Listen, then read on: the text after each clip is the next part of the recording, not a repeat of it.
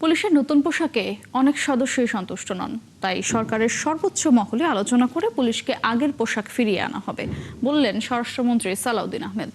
শনিবার রাজশাহীর সারদায় ৪৩তম BCS police ব্যাচের সমাপনী কুচকাওয়াজে প্রধান অতিথির বক্তৃতায় তিনি কথা বলেন।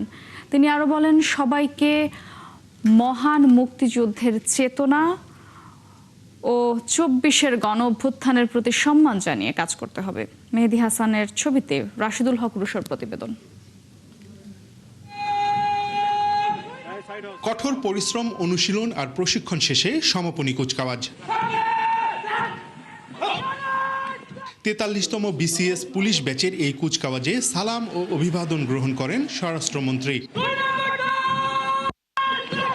প্রধান অতিথির বক্তব্যের শুরুতেই বর্তমান সরকার দুর্নীতির বিরুদ্ধে জিরো টলারেন্স ঘোষণা দিয়ে স্বরাষ্ট্রমন্ত্রী বলেন, সবাইকে দুর্নীতিমুক্ত থেকে জনগণের সেবক হয়ে কাজ করতে হবে। গ্লিটারের টুইন লেমন ও অ্যান্টিব্যাকটেরিয়াল ফর্মুলা বাসনকে চকচকে জীবাণুমুক্ত করে আমাদের দেয় গ্লিটার গ্যারান্টি। বর্তমান সরকারের প্রধান অগ্রাধিকার হচ্ছে আইন শৃঙ্খলা পরিস্থিতি নিয়ন্ত্রণের মাধ্যমে জনগণের স্বস্তি প্রদান করা ও দেশে শান্তি প্রতিষ্ঠা করা। দেশে আইনের শাসন প্রতিষ্ঠায় পুলিশের ভূমিকা অগ্রগণ্য। পুলিশকে আর কোনো রাজনৈতিক দলের লাঠিয়াল বাহিনীতে পরিণত করা হবে না। পুলিশ বাহিনীর সংস্কারের মধ্য দিয়ে আধুনিক ও দক্ষ বাহিনীতে পরিণত করা হবে বলেও ঘোষণা দেন স্বরাষ্ট্রমন্ত্রী। বর্তমান সরকার বিশ্বাস করে পুলিশ কোনো বিশেষ দলের বা গোষ্ঠীর লাঠিয়াল বাহিনী নয়, বরং পুলিশ হবে জনগণের কৃত্রিম বন্ধু। আমাদের নির্বাচনী ইশতেহারে তিনি বলেন, নতুন পোশাকে পুলিশ বাহিনীর সদস্যরা খুশি নয়, তাই আগের ঐতিহ্যবাহী পোশাক আবারও ফিরিয়ে আনা হবে। বাংলাদেশ পুলিশের একটি প্রত্যাশা আছে, আবেদন আছে।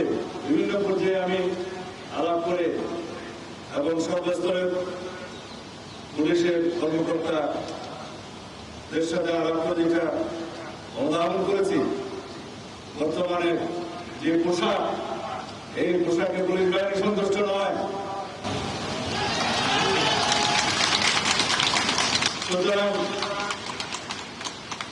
যাতে আমাদের আগের ঐতিহ্যমণ্ডিত যে কোনো একটি পোশাক বাংলাদেশ পুলিশ বাহিনী পায়, সেজন্য সরকারের সর্বোচ্চ মহলে আমরা আলোচনা করে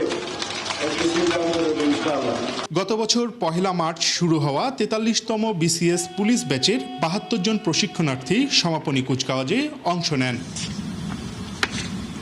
রাশিদুল হক রুশো, ৭১, রাজশাহী।